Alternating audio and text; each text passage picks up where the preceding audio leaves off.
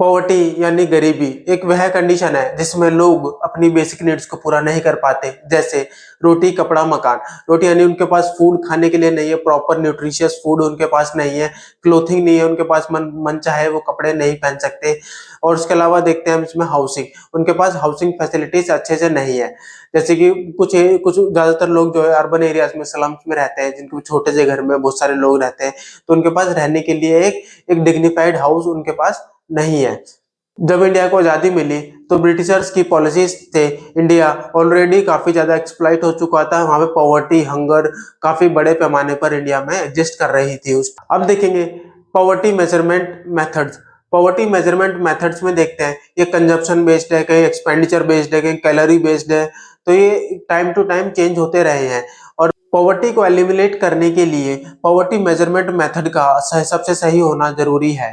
अभी नीति आयोग ने अपना एक एमपीआई बनाया है, एमपीआई यानी मल्टी डायमेंशनल पॉवर्टी इंडेक्स, जो कि 12 इंडिकेटर्स को इंक्लूड करता है, और उन 12 इंडिकेटर्स के बेस पे पॉवर्टी लाइन डिसाइड की जाती है कि कौन लोग पॉवर्टी के लाइन के बिलो में आते हैं और कौन उसके ऊपर आते हैं।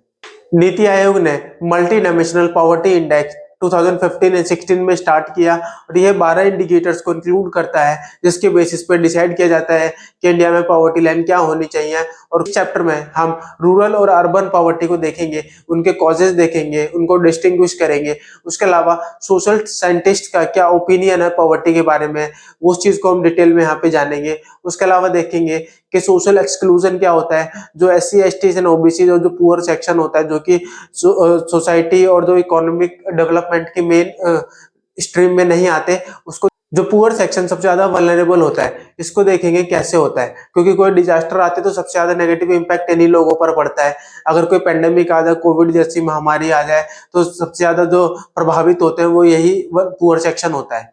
अब पॉवर्टी लाइन की बात करें तो हालांकि ये वर्ल्ड लेवल पर वर्ल्ड बैंक द्वारा पॉवर्टी लाइन डिसाइड की जाती है, लेकिन ये कंट्री टू कंट्री वेरी करता है, टाइम टू टाइम वेरी करता है। जैसे हम देखें, अमेरिका में कार नहीं होना एक गरीबी माना जाता है, लेकिन इंडिया में कार होना प्रॉस्पेरिटी को और लग्जरी लाइफ को दिखाता है। इसके अलावा इस चैप्टर में उन 12 इंडिकेटर्स जो कि नीति आयोग ने अपने मल्टी डायमेंशनल पॉवर्टी इंडेक्स में इंक्लूड किए हैं, उनको देखेंगे। और इसमें ये भी देखेंगे कि कॉजेज ऑफ पॉवर्टी क्या क्या होते हैं, जिसमें हिस्टोरिकल फैक्टर्स देखेंगे, जिसमें ब्रिटिश जो कॉलोनियल पॉलिसीज थी उनको एनालिसिस करेंगे। उसके अलावा देखेंगे सोशल एंड इकोनॉमिक इंडिकेटर्स को देखेंगे कि इकोनॉमिक ग्रोथ का पॉवर्टी पर क्या इम्पैक्ट पड़ता है, एम्प्लॉयमेंट का पॉवर्टी पर क्या इम्पैक्ट पड़ता है, वो यहाँ पे समझने की कोशिश करेंगे। उसके अलावा एंटी पॉवर्टी मेजर्स को देखेंगे कि इंडियन गवर्नमेंट ने इंडिया में पॉवर्टी एलिमिनेट करने के लिए कौन कौन से प्रोग्राम्स, योजना एंड स्कीम्स को चलाया है। ये भी देखेंगे कि उन सब योजना and schemes and government efforts के बाद भी आज भी इंडिया में पॉवर्टी एक बड़ा चैलेंज बना हुआ है। तो आप हमारे साथ बने रहिए, इस चैप्टर को देखिए, आपके सारे डाउट इस पॉवर्टी से रिलेटेड खत्म हो जाएंगे। और चैनल को और वीडियोस को जरूर लाइक एंड सब्सक्राइब करिए। इस चैप्टर को शुरू करते हैं, देखते हैं कि पॉवर्टी इंडिया में एक मेजर चैलेंज कैसे है। तो उसमें देखते हैं कि पॉवर्टी एज अ चैलेंज, इस चैप्टर का नाम ही यही है। तो सबसे पहले इंट्रोडक्शन में देखते हैं तो पॉवर्टी क्या है। इंडिया के सामने एक बिगेस्ट चैलेंज है आफ्टर इंडिपेंडेंस, क्योंकि जब इंडिया को आजादी मिली तो इंडिया के सामने सबसे बड़ा चैलेंज था पॉवर्टी एंड हंगर, तो इसको खत्म करना। उसके बाद हम देखते हैं पुअर पीपल लैक फूड्स, इनके पास फूड नहीं होता, शेल्टर नहीं होता, एजुकेशन नहीं होती, हेल्थ केयर नहीं होता, एम्प्लॉयमेंट नहीं होता, ये सारी फैसिलिटीज इनको नहीं मिल पाती। इसकी वजह से वो गरीब रहते हैं और गरीबी के साइकिल में वो फंसे रहते हैं। इसको हम आगे देखते हैं मल्टी डायमेंशनल, क्योंकि गरीबी जो कॉन्सेप्ट है ये मल्टी डायमेंशनल है। सिर्फ आपके पास इनकम कम होना सिर्फ पॉवर्टी को नहीं डिफाइन करता कि आपकी इनकम कम है आप पॉवर्टी नहीं, ये सारी फैसिलिटीज भी इसमें डिफाइन होती है। आपके पास एम्प्लॉयमेंट नहीं है, आप अच्छी एजुकेशन अवेल नहीं कर पा रहे, आप अच्छी हेल्थ केयर अवेल नहीं कर पा रहे, तो ये सारी चीजें भी देखी जा रही है। आप न्यूट्रिशियस फूड नहीं ले पाते, तो ये सारी चीजें भी गरीबी में इंक्लूड होते हैं। तो यानी कि गरीबी क्या है, एक मल्टी डायमेंशनल कॉन्सेप्ट है। इसमें हम आगे देखते हैं नीति आयोग। नीति आयोग का हम देखते हैं, नीति आयोग ने एमपीआई जो निकाला 2015 एंड 16 में, यहाँ जब से स्टार्ट हुआ है। उससे पहले गरीबी के मेथड काफी अलग अलग रहे हैं इंडिया में, जैसे कि कोई कैलोरी बेस्ड रहा है, कोई एक्सपेंडिचर बेस्ड या फिर कंजप्शन बेस्ड रहे हैं। लेकिन जो नीति आयोग आया तो उसने 2015-16 में मल्टी डायमेंशनल पॉवर्टी इंडेक्स लेकर आया, जिसमें 12 इंडिकेटर्स इंक्लूड है, जो कि सोसाइटी, एजुकेशन एंड जो लिविंग स्टैंडर्ड होता है उस पर बेस्ड है। तो आगे हम देखते हैं पॉवर्टी के अगर मतलब को समझे तो हंगर एंड मेलन्यूट्रिशन, यानी लोगों को खाना ना मिल पाना, और खाना मिल भी रहा है तो उनको प्रॉपर डाइट नहीं मिल पाती, न्यूट्रिशियस फूड उनको नहीं मिल पाता, इसलिए वो मेलन्यूट्रिशन के शिकार रहते हैं। उसके अलावा देखें तो शेल्टर्स की, या फिर उनके पास हाउसिंग नहीं होती, क्लोथिंग नहीं होती, तो ये चीज देखी जाती है। No access to education and health care, तो उनके पास इतना पैसा नहीं होता कि वो अच्छे स्कूल में जाके पढ़ सके, या फिर अच्छी हेल्थ केयर फैसिलिटीज के या प्राइवेट हॉस्पिटल में जाके अच्छे से अपना इलाज करा सके, तो ये भी इसमें देखा जाता है। अनएम्प्लॉयमेंट एंड लो वेजेस, उनका अनएम्प्लॉयमेंट काफी, पॉवर्टी से अनएम्प्लॉयमेंट डायरेक्टली लिंक्ड है। कि अगर देखें जो लोग अनएम्प्लॉयड होते हैं वो ज्यादातर गरीब ही होते हैं, क्योंकि उनके पास काम नहीं है, उनके पास कोई इनकम का सोर्स नहीं है, इसलिए वो भी अपनी बेसिक नीड्स को पूरा नहीं कर पाते। उसके अलावा देखते हैं लो वेजेस, जिन लोगों के लो वेजेस होते हैं, लो वेजेस यानी फिक्स्ड वेजेस होते हैं, और वो अपनी जो बेसिक नीड्स होती हैं, जैसे कि हेल्थ हो गया, एजुकेशन हो गया, क्लोथिंग हो गया, हाउसिंग हो गया, वो सबको फुलफिल नहीं कर पाते। उसके अलावा देखते हैं ये हेल्पलेसनेस एंड सोशल डिस्क्रिमिनेशन का भी सामना कर रहे होते हैं ये लोग, उसके साथ रह रहे होते हैं। उसके अलावा देखते हैं पॉवर्टी को दो केसेस में हम देखते हैं, एक तो urban poverty and rural poverty. Urban urban poverty यानी जो शहरों की जो गरीबी है, ये देखते हैं इसकी किस रूप में होती है। पहला देखते हैं डेली वेजेस जो लेबरर्स होते हैं, जैसे आप देखते होंगे जो सिटीज के अंदर डेली वेजेस लेबरर्स हो गए, जो ज्यादातर स्लम्स एरिया में रिसाइड करते हैं, तो वो गरीब होते हैं क्योंकि अपनी वो बेसिक नीड्स को पूरा नहीं कर पाते। उनकी इनकम्स भी काफी रेगुलर होती है, कभी काम मिलता है तो उन पे वेजेस आता है, अदरवाइज वो भी मतलब साल के ज्यादातर टाइम में वो अनएम्प्लॉयड रहते हैं। उसके अलावा देखते हैं जो स्लम्स एरिया में रहते हैं, ओवर क्राउडेड एरिया है काफी ज्यादा, पुअर न्यूट्रिशन इनको मिलता है, एजुकेशन होता है, हेल्थ हेल्थ फैसिलिटीज अवेल नहीं कर पाते। अर्बन एरियाज की बात करें जैसे cities like Delhi and Mumbai, तो यहाँ पे हेल्थ एंड एजुकेशन सेक्टर्स पे काफी ज्यादा बर्डन है, यहाँ पे government hospitals and government schools पे काफी ज्यादा बर्डन यहाँ पे है। उसके अलावा देखते हैं रूरल पॉवर्टी की बात करते हैं, यहाँ पे जो लैंडलेस लेबरर्स हैं और जो सीजनल वर्क है, तो उसकी वजह से भी यहाँ पे काफी ज्यादा गरीब है। जैसे जो इनके पास लैंड ही नहीं है, तो वो भी अपने आप में गरीब है, क्योंकि वो ज्यादातर जो वो पट्टे पे जमीन लेते हैं, और जब रेंट उनको देना पड़ता है, इंटरेस्ट देना पड़ता है, तो उस पर उनको ज्यादातर जो सेविंग्स है वो सारा पैसा उन पर चला जाता है, लिविंग स्टैंडर्ड को वो बढ़ा नहीं पाते और एक अच्छी लाइफ को नहीं जी पाते। इसके अलावा देखें तो पुअर हाउसिंग है इनके पास, हेल्थ केयर है, एजुकेशन इनके पास नहीं होती, health care and education facilities इनके पास नहीं होती, हाउसिंग फैसिलिटीज काफी ज्यादा पुअर होती है, इनके घर कच्चे बने होते हैं, छोटे छोटे घर होते हैं, तो वो भी एक रूरल पॉवर्टी में आता है। अब उसके अलावा देखते हैं poverty as a seen by social scientist. अब सोशल साइंटिस्ट कैसे देखते हैं पॉवर्टी को, वो एज ए पूरा सिनेरियो उसको देखते हैं कि भाई क्या कॉजेज है, क्यों रही होगी पॉवर्टी, उसका रूट कॉजेज को जानने की कोशिश करते हैं। उसके अलावा देखते हैं हम कि वेरियस इंडिकेटर्स में यहाँ पे देखे गए, जैसे इनकम एंड कंजम्पशन। इनकम देखा जाता है, अगर किसी पर्सन की लो इनकम है, यानी कि वो अपनी जो अपनी नीड्स को पूरा करने के लिए उसका एक्सपेंडिचर जो यानी जो पेइंग कैपेसिटी भी काफी कम है, इसलिए वो अपनी एक अच्छी फैसिलिटीज को अवेल नहीं कर पाता, एक लिविंग स्टैंडर्ड को अपने नहीं बढ़ा पाता। उसके अलावा सोशल इंडिकेटर्स में देखें तो उनका एजुकेशन लेवल काफी लो होता है, हेल्थ एंड न्यूट्रिशियस उनका लेवल काफी लो होता है, और न्यूट्रिशियस लेवल लो होने की वजह से उनकी हेल्थ काफी ज्यादा डिटेरियोरेट होती है, कई सारे डिजीज उनको हो जाती है, और वो अच्छे हॉस्पिटल में अपना इलाज भी नहीं करा पाते, और यही एक रीजन है कि वो पॉवर्टी के साइकिल में फंस जाते हैं। Access to clean water, sanitation and electricity, ये सारी चीजें भी एक बेसिक नीड्स में इंक्लूड होती है।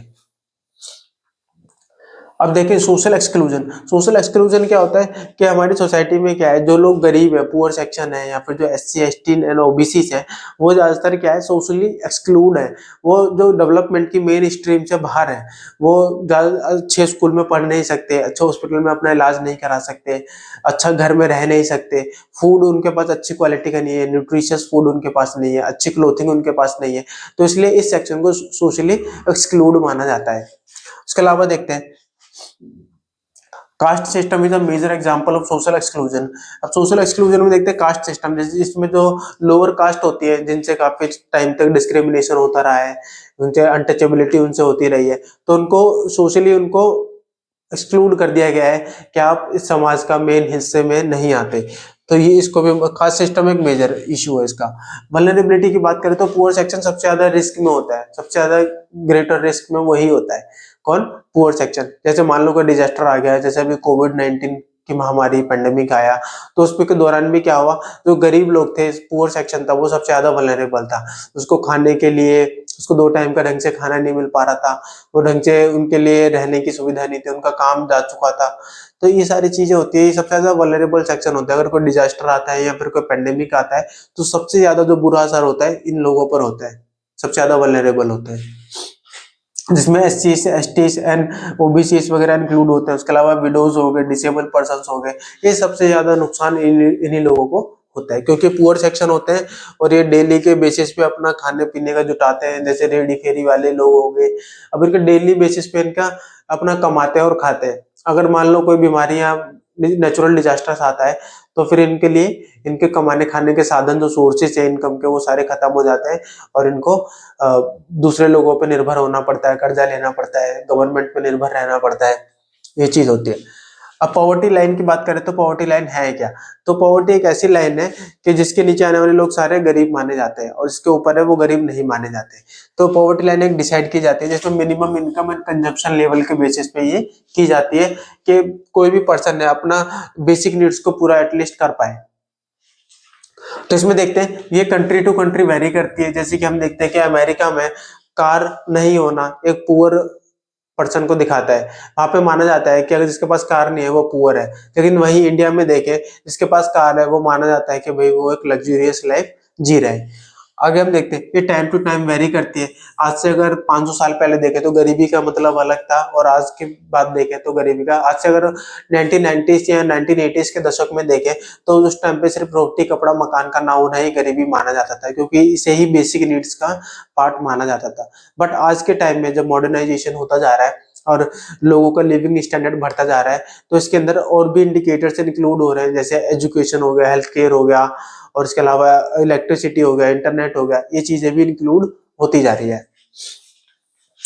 कैलोरी रिक्वायरमेंट की बात करें तो जो माना गया है कि जो रूरल एरियाज और अर्बन एरियाज में अलग अलग होता है। रूरल एरियाज में जो कैलोरी का जो मिनिमम क्राइटेरिया है वो है 2400 कैलोरीज पर डे, और बाकी जबकि अर्बन एरियाज में ये है 2100 पर डे है। और रूरल एरियाज में ज्यादा इसलिए है क्योंकि ऐसा माना जाता है कि जो रूरल एरियाज में लोग हैं वो ज्यादा वर्क करते हैं, ज्यादा फिजिकल वर्क में, वो ज्यादा फिजिकल एक्टिविटीज में वो इन्वॉल्व रहते हैं। उसके आगे हम देखते हैं मल्टी डायमेंशनल पॉवर्टी इंडेक्स यानी एमपीआई।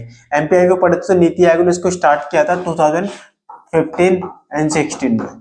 तो इसमें 12 इंडिकेटर्स इंक्लूड है, इन 12 दो की 3 डायमेंशंस में डिवाइड है। 3 डायमेंशंस कौन कौन से? एक तो health, education and standard of living. इस 3 डायमेंशंस में 12 इंडिकेटर्स को इंक्लूड किया गया है। जैसे आप हेल्थ केयर की बात करें तो न्यूट्रिशन, यानी न्यूट्रिशन इनका काफी ज्यादा न्यूट्रिशन को ऐड किया जाता है कि आप न्यूट्रिशियस फूड ले पा रहे हो, क्या आप न्यूट्रिशियस फूड ले पा रहे हो या नहीं ले पा रहे हो। उसके अलावा देखा जाता है कि चाइल्ड एंड अडोलसेंट मोर्टेलिटी को देखा जाता है, क्योंकि कई सारे देशों में क्या होता है जहाँ पे जो चाइल्ड एंड अडोलसेंट जो मोर्टेलिटी रेट ज्यादा होती है, यानी कि वो गरीबी को दिखा रहा है, यानी कि वो अच्छी हेल्थ केयर फैसिलिटीज अवेल नहीं कर पा रहे। उसके अलावा मैटरनल हेल्थ को भी दिखाता है कि जो मदर की हेल्थ कैसी है।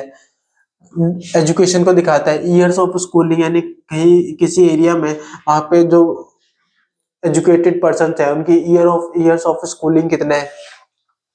स्कूल अटेंडेंस को भी इसमें इंक्लूड किया जाता है। स्टैंडर्ड ऑफ लिविंग में बात करते तो कुकिंग फ्यूल हो गया, सैनिटेशन हो गया, drinking water, housing, electricity, assets and bank account, ये सारे जो टोटल जो 12 इंडिकेटर्स को इसमें इंक्लूड किया गया है और इन्हीं के बेसिस पे पॉवर्टी इंडिया में डिसाइड की जाती है कितने लोग गरीब हैं और कितने नहीं। आगे हम देखते हैं poverty trends in India. India में देखें तो पॉवर्टी जो है 1993 से लगातार कम होती जा रही है और 2000 के बाद जब इकोनॉमिक ग्रोथ में एक पुश मिला, इकोनॉमिक ग्रोथ इंडिया की बहुत ज्यादा बढ़ गई, तो जब से पॉवर्टी में जो एक रैपिड डिक्लाइन देखने को मिला है इंडिया में। तो ये देखते हैं, तो MPI poverty decline from MPI poverty दिखाता है ये 2015-16 में 25% इंडिया में गरीबी थी, पॉवर्टी थी, जो कि 2019-21 में 15% हो गया, यानी कि ऑलमोस्ट 10% वो रिड्यूस हो गई। अब देखते हैं इंटर स्टेट डिस्पैरिटीज। अभी डिस्पैरिटीज इंटर स्टेट लेवल पे भी काफी ज्यादा है। अगर हम बिहार जैसे स्टेट देखें, बिहार, यूपी, ओडिशा, झारखंड जैसे स्टेट देखें तो ये काफी ज्यादा बैकवर्ड है, यहाँ पे पॉवर्टी ज्यादा है। उसके अलावा अगर हम साउथ के स्टेट्स देखें जैसे केरला हो गया, आंध्र प्रदेश, तमिलनाडु हो गया, यहाँ पे social and economic indicators comparatively काफी अच्छे माने जाते हैं। आप महाराष्ट्र और गुजरात साइड में देखेंगे तो ये भी इंडस्ट्रियली काफी डेवलप्ड स्टेट्स माने जाते हैं। जीडीपी में इनका कंट्रीब्यूशन काफी ज्यादा है, तो ये इनकी पर कैपिटा इनकम भी ज्यादा है और ये यहाँ पे पॉवर्टी कम देखने को मिलती है। लेकिन जैसे बिहार जैसे स्टेट देखे जहाँ पे लो एग्रीकल्चरल प्रोडक्टिविटी है और ज्यादातर पॉपुलेशन वहाँ पे एग्रीकल्चर पर डिपेंडेंट है, पुअर गवर्नेंस है, इस वजह से वहाँ पे करप्शन काफी ज्यादा है, इस वजह से वहाँ पे क्या है जो पॉवर्टी लेवल काफी ज्यादा है इन एरियाज में। तो यहाँ पे दिखाया गया जैसे बिहार, यूपी, मध्य प्रदेश यहाँ पे गरीबी ज्यादा है, बल्कि केरला, तमिलनाडु, पंजाब, हिमाचल प्रदेश में पॉवर्टी लेवल काफी कम है, लो लेवल है। उसके अलावा देखते हैं वल्नरेबल ग्रुप्स इन इंडिया। अब वल्नरेबल ग्रुप्स कौन कौन से, जैसे शेड्यूल कास्ट हो गए, शेड्यूल ट्राइब्स हो गए। हम बात करें तो इंडिया में लगभग अगर 2011 के सेंसस की बात करें तो 16% हमारे कंट्री में एससीज हैं और लगभग 8.6% एसटीज हैं।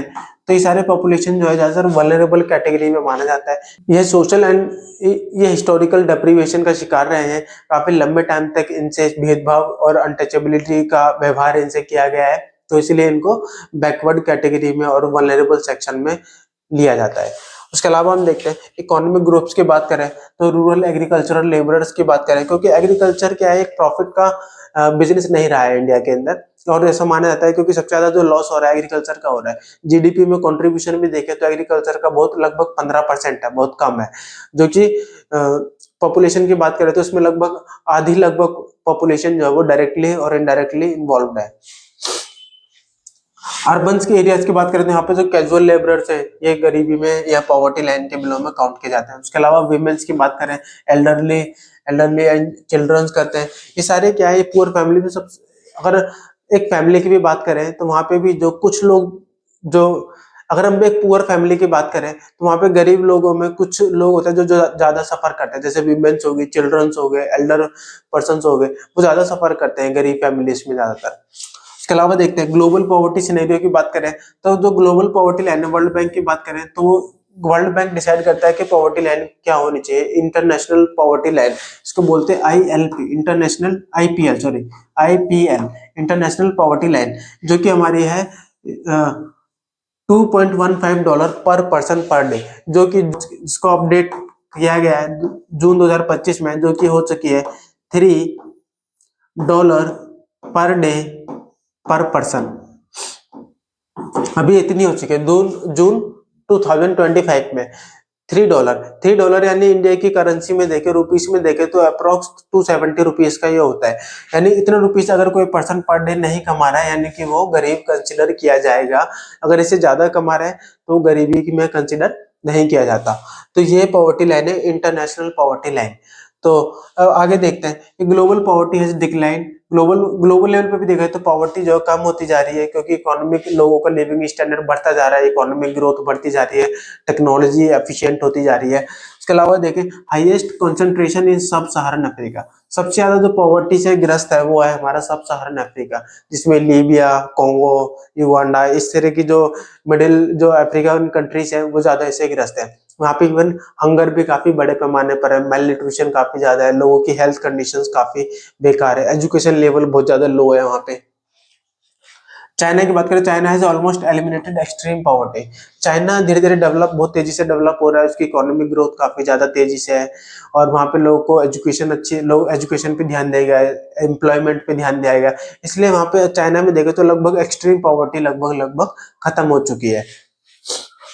इसके अलावा कॉजेज ऑफ पॉवर्टी की बात करें तो ये बहुत इंपॉर्टेंट है, पूछा जा सकता है। इसमें क्या होता है हिस्टोरिकल फैक्टर्स। हम देखें जो इंडिया में ब्रिटिशर्स आए तो उन्होंने जो इकोनॉमिक पॉलिसीज अपनाई तो उनकी इकोनॉमिक पॉलिसीज काफी ज्यादा एक्सप्लॉइटेटिव थी। ब्रिटेन से जो तैयार माल यहाँ पे लेकर आते थे उसकी वजह से हमारे जो हैंडीक्राफ्ट था, जो छोटे छोटे उद्योग थे इंडिया में, इंडस्ट्रीज थी, वो सब धीरे धीरे खत्म हो गए और लोग अनएम्प्लॉयड हो गए, ज्यादातर एग्रीकल्चर पर डिपेंड हो गए। लेकिन एग्रीकल्चर भी कितने लोगों को एम्प्लॉयमेंट दे पाएगी, क्योंकि एग्रीकल्चर तो बेनिफिट वाला एक बिजनेस रही नहीं। तो जो ट्रेडिशनल इंडस्ट्री थी वो सारी ब्रिटिशर्स की पॉलिसी ऐसी थी कि उसे धीरे धीरे खत्म होती चली गई और इसकी वजह से क्या हुआ, लोग अनएम्प्लॉयड होते चले गए।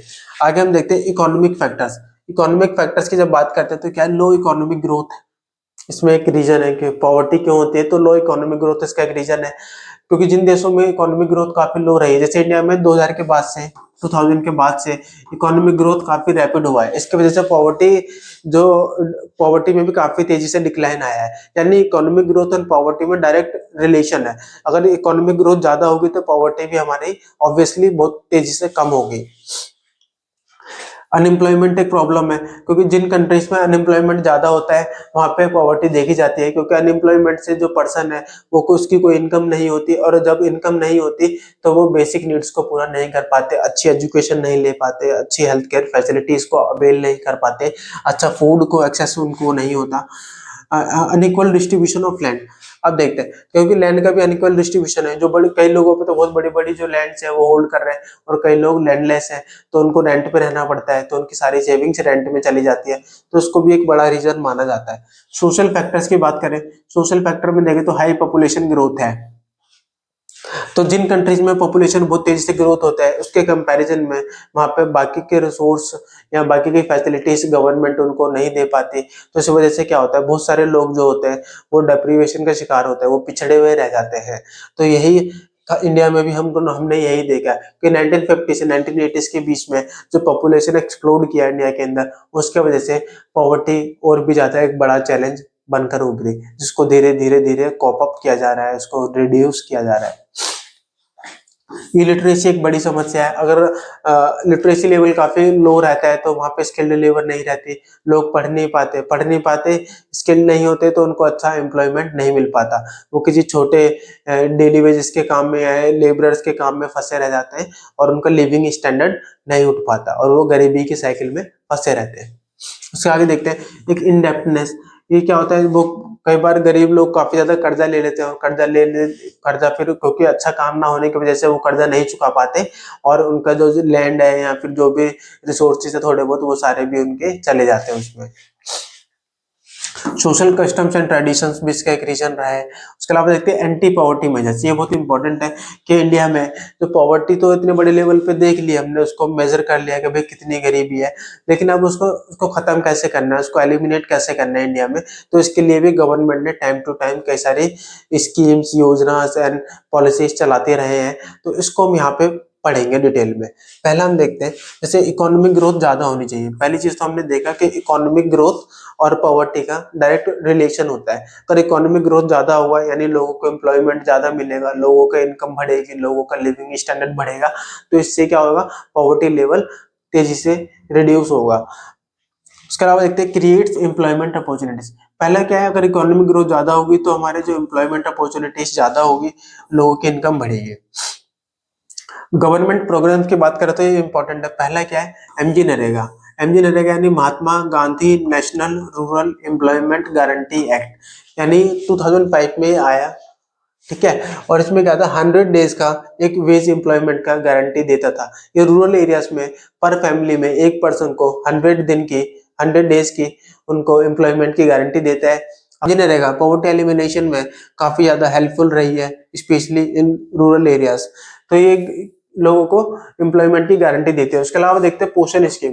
पीएम पोषण स्कीम की बात करते हैं तो लोगों को ये न्यूट्रिशियस फूड की बात करते हैं कि प्रधानमंत्री जो पोषण स्कीम है, ये मिड डे मील यहाँ से स्टार्ट किया। मिड डे मील की बात करें तो मिड डे मील जो स्कूल चिल्ड्रंस को दिया जा रहा है, जो कि 8th क्लास तक उनको प्रोवाइड किया जाता है। तो इसमें होता है, तो एक इससे दो चीज अच्छी होती है, एक तो क्या एनरोलमेंट रेशियो स्कूल्स में बढ़ा है, और बच्चों की जो अटेंडेंस वहाँ पे काफी ज्यादा बढ़ी है। और दूसरी चीज ये होती है कि बच्चों का जो स्कूल चिल्ड्रंस है उनका जो न्यूट्रिशियस लेवल है काफी अच्छा हो जाता है। उसके अलावा देखिए अगली पीएम उज्ज्वला योजना। पीएम उज्ज्वला योजना देखें तो इसमें फ्री एलपीजी कनेक्शन दिए जा रहे हैं। ये विमेन एम्पावरमेंट की दिशा में एक अच्छा कदम उठाया है भारत सरकार ने, क्योंकि इससे क्या होता है, विमेन्स जो एलपीजी यूज करती है, इससे पहले वो लकड़ी जला के चूल्हे पे खाना बनाया करती थी, इससे जो धुआं से उनको कई सारी लंग्स में बीमारी हो जाया करती थी, रेस्पिरेटरी डिजीज उनको होती थी, और उनका काफी ज्यादा टाइम जाया करता था। लकड़ी लेने के लिए उन्हें पेड़ों से काट के लाना पड़ता था या उठा के लाना पड़ता था, तो उनका टाइम भी बचता है, कई सारी डिजीज भी उनको नहीं होती, और इससे सफाई भी रहती है। उसके अलावा देखते हैं पीएम सुरक्षित मातृत्व अभियान मैटरनल हेल्थ केयर के लिए, यानी जो मैटरनल हेल्थ केयर के लिए ये पूरे ऑल ओवर इंडिया कार्यक्रम चलाया गया है, ताकि जो ऑल ओवर इंडिया जो मदर की जो हेल्थ है वो अच्छी रह सके। मदर की हेल्थ अच्छी रहेगी तो जो जो अभी जो बच्चा है, जो शिशु है, उसकी भी हेल्थ अच्छी यहाँ पे रहेगी। उसके अलावा देखते हैं चैलेंज अहेड, आगे के चैलेंजेस की बात करते हैं। रूरल अर्बन गैप ये जो बढ़ रहा है, क्योंकि अर्बन लगातार अमीर, अर्बन में जो पर कैपिटा इनकम बढ़ रही है और जो रूरल एरिया से वो बैकवर्ड होते जा रहे हैं, तो जो गैप बढ़ता जा रहा है, और इसकी वजह से क्या होता है, रूरल एरिया से अर्बन एरियाज में माइग्रेशन काफी ज्यादा बढ़ जाता है। तो इस गैप को कम करना है, इस कैसे कम होगा कि रूरल एरियाज में कुछ अर्बन फैसिलिटीज को वहां पे दे पहुंचाना होगा, ताकि माइग्रेशन कम हो, और रूरल एरियाज में लोगों को एम्प्लॉयमेंट देना होगा ताकि वो अर्बन एरियाज की तरफ कम से कम जाए। इससे क्या होता है, अर्बन एरियाज में भी जब माइग्रेशन ज्यादा होता है तो अर्बन एरियाज में भी पॉपुलेशन बर्डन बढ़ जाता है, रिसोर्सेज पे कंपटीशन काफी ज्यादा बढ़ जाता है। तो इससे काफी ज्यादा एक अनइक्वल डेवलपमेंट भी बनता है, और इसका इफेक्ट ओवरऑल पूरी इकोनॉमी पे पड़ता है। आगे देखते हैं रीजनल इनइक्वालिटीज। अब रीजनल इनइक्वालिटीज की बात करें, जैसे कि हमने देखा बिहार, झारखंड, ओडिशा, मध्य प्रदेश, ईस्टर्न उत्तर प्रदेश में काफी ज्यादा गरीबी है, और दूसरी तरफ हमने देखा तो साउथ इंडिया है, इसमें केरला, तमिलनाडु, आंध्र प्रदेश, कर्नाटका, यहाँ पे जो वेस्टर्न वाले पार्ट है, गुजरात, महाराष्ट्र, ये थोड़े अच्छे डेवलप्ड है। यहाँ पे सोशियो इकोनॉमिक इंडिकेटर्स काफी ज्यादा डेवलप्ड है। तो इस जो इंडिया में जो रीजनल डिफरेंसेस हैं गरीबी में, पॉवर्टी में, उसको कहने के कम करना होगा। हमको इक्वल डेवलपमेंट और इंक्लूसिव डेवलपमेंट के कॉन्सेप्ट पे जोर देना होगा। ह्यूमन पॉवर्टी की बात करें तो गोज बियॉन्ड इनकम, ये इसमें और भी चीजें इंक्लूड होती है, जैसे education, health, shelter, dignity and freedom from discrimination. ये सारी चीजें भी इसमें इंक्लूड होनी चाहिए, तभी जाके पॉवर्टी को एलिमिनेट कर किया जा सकता है। उसके अलावा देखिए कंक्लूजन की बात करें, poverty has reduced in India but it still remains major challenge. Poverty हालांकि इंडिया में कम जरूर हुई है, लेकिन आज भी वो एक बड़ा चैलेंज इंडिया के लिए बनी हुई है। इसमें देखें तो लगभग 20% पॉपुलेशन इंडिया की गरीबी रेखा से नीचे आती है। तो इसमें आज भी देखें तो इंडिया की लगभग 140 करोड़ पॉपुलेशन है, जिसका अगर 20% देखो तो लगभग 28 करोड़ लोग आज भी गरीबी रेखा से नीचे आते हैं। तो इनके लिए इंक्लूसिव ग्रोथ काफी जरूरी है, जिसमें सभी जो पुअर सेक्शन है, वल्नरेबल सेक्शन है, उनको शामिल करना जरूरी है। उसके अलावा एजुकेशन, एक स्किल्ड एजुकेशन और एक जॉब ओरिएंटेड एजुकेशन देना बहुत जरूरी है, ताकि इनको एम्प्लॉयबिलिटी बढ़े और उनका इनकम लेवल बढ़े और उनका लिविंग स्टैंडर्ड भी इससे बढ़ेगा। हेल्थ केयर फैसिलिटीज सब तक पहुंचनी चाहिए, गवर्नमेंट हॉस्पिटल्स वगैरह इसमें शामिल है, जैसे जो क्लिनिक्स होती है, जनधन योजना इसके लिए गवर्नमेंट चला रही है। उसके अलावा देखिए सोशल जस्टिस की बात करते हैं, तो जो सोशियो इकोनॉमिक एंड जो पॉलिटिकल जस्टिस लोगों को मिलना चाहिए, इससे क्या होगा, पॉवर्टी कम होगी। तो ये चैप्टर हमारे यहाँ पे समाप्त होता है। इस चैप्टर से रिलेटेड अगर आपके कोई डाउट है तो आप कमेंट सेक्शन में जाके पूछ सकते हैं।